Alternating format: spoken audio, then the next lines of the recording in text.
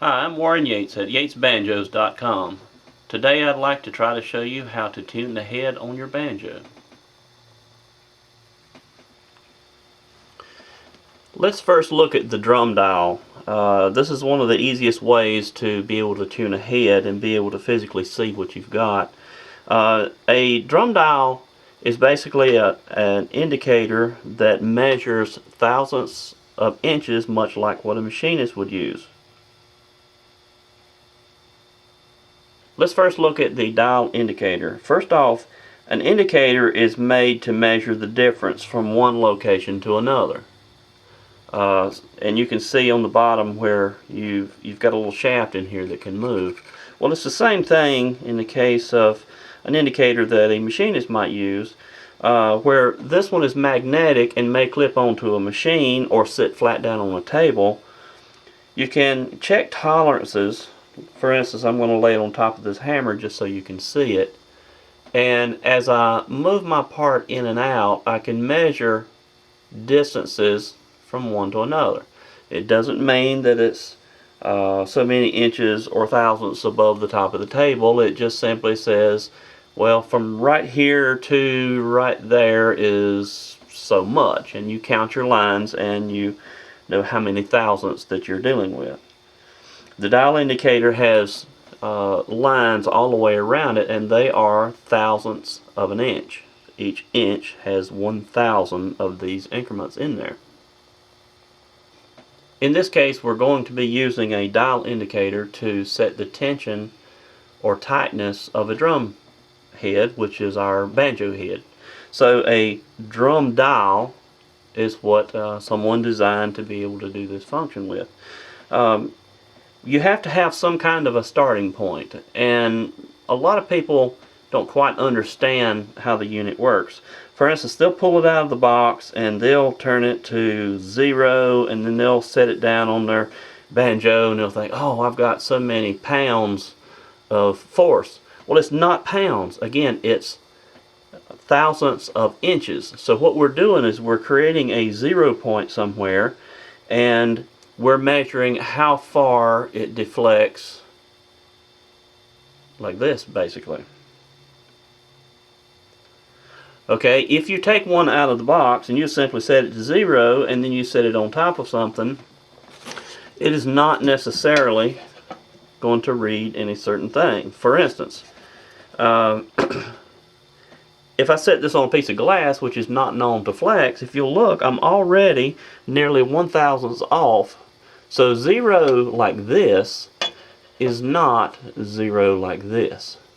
So they say to calibrate it onto a piece of glass. So what I'll do is I'll set it down on my piece of glass, trusting that it does not deflect. And this is not an extreme science.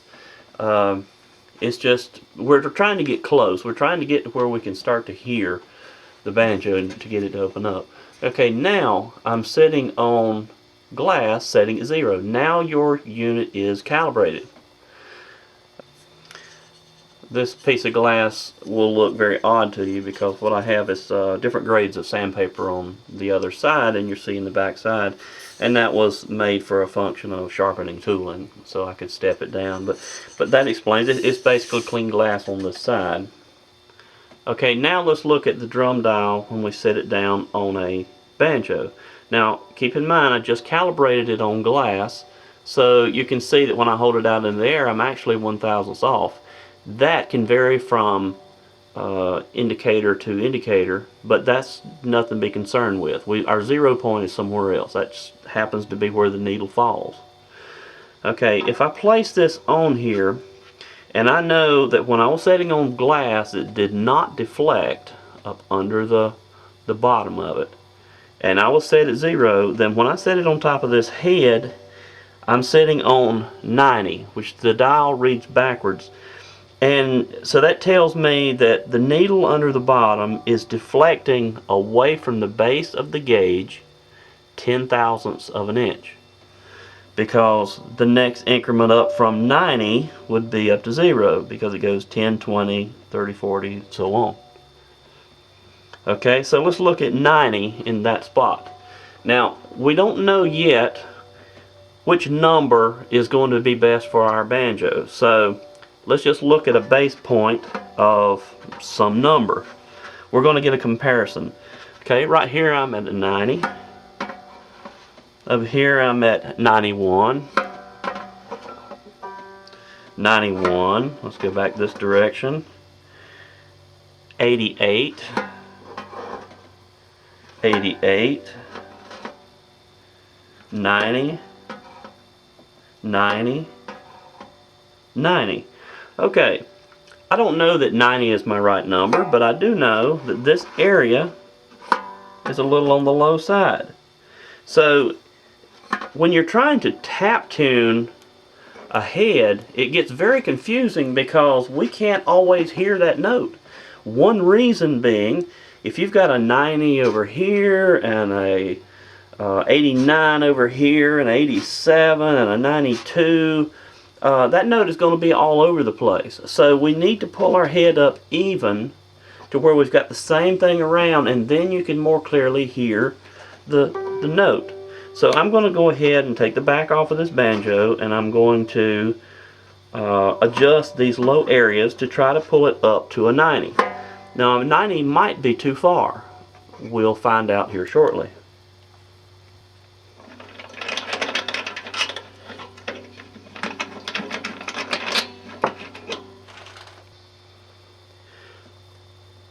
Now, we're looking at the inside of the banjo. This banjo was just built yesterday, so I pull the head up, put a little tension on there, and let it settle overnight so that I can tell exactly what I've got. Now, when I tighten a head, I don't tighten much, just a little bit.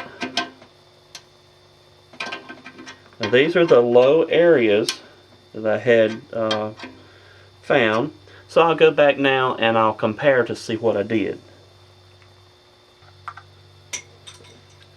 Okay, it's come up a little bit. I'm up to 89. So I think I can come up just a little bit more. Now, what just happened was when I tightened this area here, I actually increased the tension all the way across the board. So I go back over and I check, and I'm up around 92. So that's very simple. All I have to do is go in the tight areas and loosen it just a little bit and bring it back down and even it in that way. And eventually I'll have the same number across the board. Now let's say you're turning these nuts a little bit and you find one that just ended up extra loose. Well, you can't have that. So it's not a matter of turning each one exactly the same. You're looking for the same tightness. So I'll go back and add a little bit to that one and make sure that it feels like the next one. And I'm fine. Okay, let's see what we've got. Okay, now I've got my head even, and according to my indicator I'm set on a 90.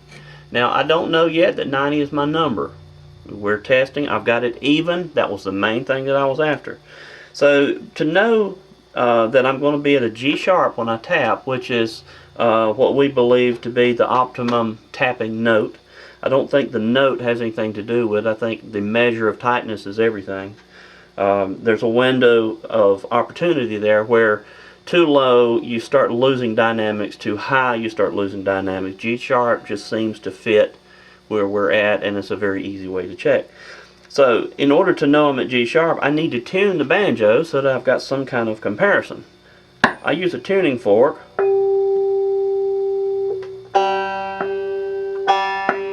So my string's a little bit low, so let's tune it up.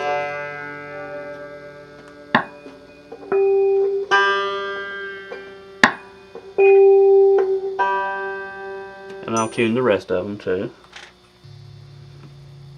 Okay, so I'm in tune at this point, and the way that I tap tune a head is, for instance, I want G sharp, and I know that my middle string is G, so I fret it on the first fret,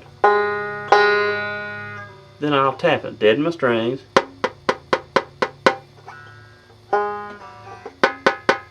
I can hear it clear as a bell.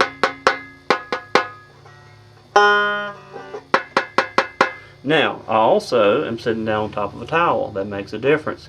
That takes the the cabinet effect out of it. Now if I do this, I still hear a G sharp, but I hear other things going on too, and a lot of times that confuses us as far as what we're listening to. First fret, third string. So I think it would be safe to say at this point, according to the way I calibrated it, a 90 would be my G sharp. Now, a lot of people use torque wrenches. I'm not a fan of that, and I'll show you exactly why. A torque wrench is basically something you, and I don't have one, but it's something you put on here and you measure the amount of force that it takes to bend it around. And if you go to a certain number, then that's exactly the amount of force you have. Well, it's correct as far as the force on the wrench. It's not as far as the tightness of the hook and nut going together. For instance, this one here turns as easy as it can be. If for some reason it were slicker than that and had a little bit of oil on it, then it would turn even easier. So you could see how you would have to crank a lot further around, put more squeezing pressure here in order to get that same torque. Now let's say for instance we're going to look at this one. Feel the friction. Now it may read that it's up to pressure very early when you can see it's actually loose. So in this case, that is a bad hook and nut and will have to be replaced. So torque wrenches, I'm not a fan of. Okay, now ultimately what we want to do is to see if our adjustments work. We want to play it and see if the dynamics is within the window it should be, you know.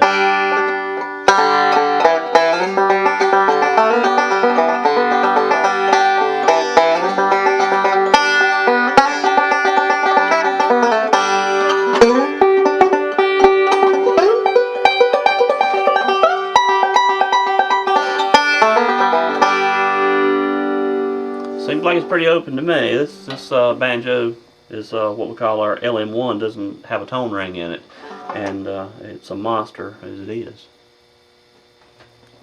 Okay, this is the first banjo that we were working on. This is our RS75, and I think everything is set pretty good. So we'll check the dynamics and see if it does what we want it to do.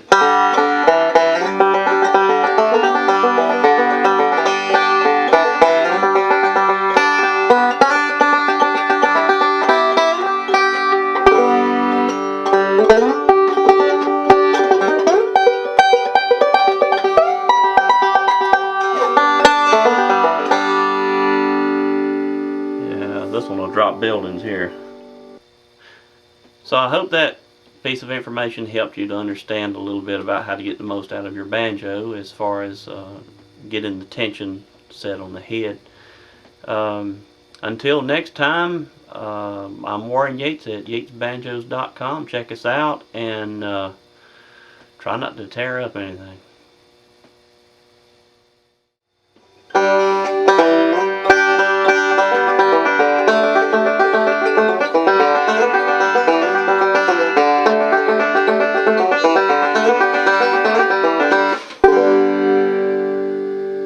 I think this banjo needs a CAT scan. Here, kitty, kitty, kitty, kitty, kitty, kitty, kitty.